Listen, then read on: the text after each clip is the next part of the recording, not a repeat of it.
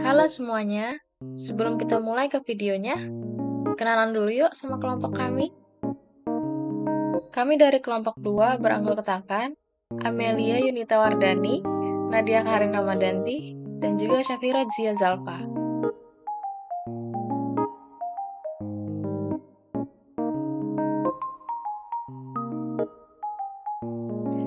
Kalian pastinya pernah makan roti dengan selai, bukan?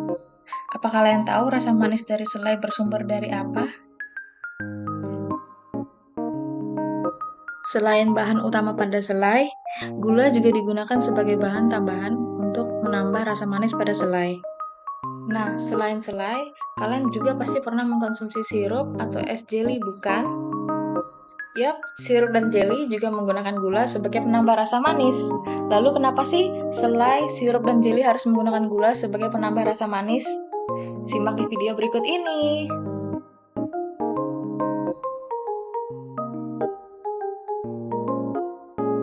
Penggulaan merupakan teknologi pengawatan makanan dengan larutan berkadar gula tinggi. Selain berfungsi sebagai pemanis, gula juga berfungsi sebagai pengawet alami yang dapat menekan kadar air di dalam bahan makanan sehingga dapat menghambat pertumbuhan mikroba. Gula pasir bisa menjadi bahan pengawet karena memiliki sifat higroskopis atau menyerap air, sehingga sel-sel bakteri akan dehidrasi dan akhirnya mati. Penggunaannya bisa ditaburkan atau dicampur dan dilarutkan dengan bahan makanan atau minuman yang akan diawetkan. Contoh produk yang diawetkan dengan penggulaan adalah manisan, selai, dan jeli. Teknik penggulaan. Pada kali ini menggunakan contoh pembuatan selai menggunakan bahan dasar buah nanas. Pertama-tama dilakukan blanching dengan cara merendam nanas pada air dengan suhu 82 derajat Celcius sampai 100 derajat Celcius selama 5 menit. Kemudian nanas yang telah di-blanching dipotong menjadi beberapa potongan kecil. Dimasukkan ke blender untuk dihaluskan bersama dengan gula pasir 200 gram dan air 50 ml. Lalu, bubur atau pure nanas yang telah dihaluskan tadi dimasukkan ke dalam wajan dan ditambahkan dengan 0,1 gram asam sitrat. Setelah dicampurkan, pH sampel adonan selai nanas diukur dengan menggunakan pH meter. Kemudian dilakukan pemasakan dengan cara terus mengaduk adonan selai hingga mencapai kekentalan yang sesuai dengan panas yang stabil. Setelah dirasa kekentalan sesuai, selai disimpan dalam wadah botol kaca tertutup yang sudah disterilisasi sebelumnya dengan masa penyimpanan selama 6 hari. Dan jadi deh, selai nanas siap digunakan. Teknik penggulaan yang benar. Apabila gula ditambahkan ke dalam bahan pangan dalam konsentrasi yang tinggi atau paling sedikit 40% pada larutan, maka sebagian air yang ada terikat oleh gula menjadi tidak tersedia untuk pertumbuhan mikroorganisme dan aktivitas air dari bahan pangan berkurang. Prinsip dasar penggulaan. Yang pertama, osmosis. Gula dapat digunakan untuk menciptakan lingkungan yang tidak ramah bagi mikroorganisme dengan menarik air keluar dari sel mikroba melalui osmosis. Ini menghambat pertumbuhan mikroorganisme dan mengurangi resiko kerusakan makanan akibat pembusukan. Yang kedua, konsentrasi gula yang tepat. Penggunaan konsentrasi gula yang tepat penting untuk mencapai efek pengawetan yang optimal.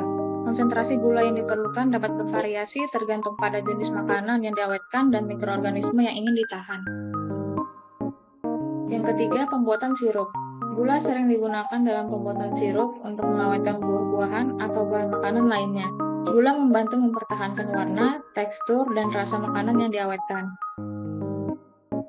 Yang keempat, pengeringan dengan gula. Gula juga dapat digunakan dalam proses pengeringan makanan untuk mengawetkan produk. Ketika diterapkan pada permukaan makanan, gula membentuk lapisan yang membantu menghambat pertumbuhan mikroorganisme dan mencegah pembusukan.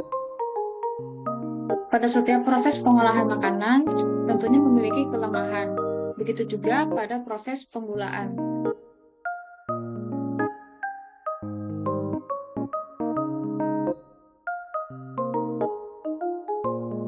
Yang pertama, oksidasi lemak. Selai yang terpapar udara terlalu lama atau disimpan dalam wadah yang tidak kedap udara dapat mengalami oksidasi lemak.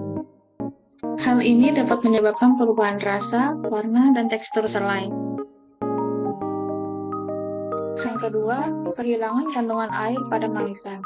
Jika manisan tidak disimpan dengan benar atau terpapar udara terlalu lama, bisa terjadi penguapan air dari manisan. Hal ini dapat menyebabkan manisan menjadi keras, kering, atau bahkan berubah warna dan tekstur. Yang ketiga ada penggumpalan. Jika selai terlalu lama dimasak atau disimpan pada suhu yang terlalu tinggi, bisa mengakibatkan penggumpalan dan kristalisasi gula, yang membuat selai menjadi keras dan tidak mudah diolah. Lalu penggumpalan juga terjadi pada jeli. Proses pembuatan jeli melibatkan pemanasan, pencampuran, dan pendinginan agar gelatin dapat mengeras dengan baik. Jika proses ini tidak dilakukan dengan benar, jeli mungkin tidak mengeras sepenuhnya atau mengalami penggumpalan yang tidak merata. Penyelesaian masalah. Yang pertama, pemrosesan yang tepat. Pastikan gula dalam manisan larut sepenuhnya selama proses pembuatan dengan mencampur dan memanaskan bahan-bahan dengan benar. Hindari pemanasan berlebihan yang bisa mengakibatkan kehilangan kandungan air atau pembentukan kristal gula. Yang kedua, higienis dalam penanganan. Pastikan semua peralatan dan wadah yang digunakan dalam pembuatan dan penyimpanan produk bersih dan steril. Hindari kontaminasi mikroba dan mencuci tangan sebelum menangani manisan dan menggunakan alat-alat yang bersih. Yang ketiga, penyimpanan yang tepat. Simpan produk dalam wadah yang kedap udara dan simpan di tempat yang sejuk dan kering. Hindari menyimpan produk di tempat yang terkena sinar matahari langsung atau di dekat sumber panas yang bisa mengakibatkan perubahan suhu yang ekstrim. Yang keempat, pengendalian suhu. Jaga suhu penyimpanan tetap stabil untuk mencegah perubahan tekstur atau konsistensi akibat perubahan suhu yang ekstrim. Yang kelima, pemilihan bahan baku berkualitas. Misalnya menggunakan buah-buahan yang segar dan berkualitas tinggi dalam pembuatan produk. Hindari menggunakan buah-buahan yang sudah mulai busuk atau tidak segar karena dapat mempercepat kerusakan produk. Sekian pembahasan dari penggulaan pada makanan. Semoga teman-teman semua bisa memahaminya ya. Terima kasih sudah menonton video kami. Sampai jumpa.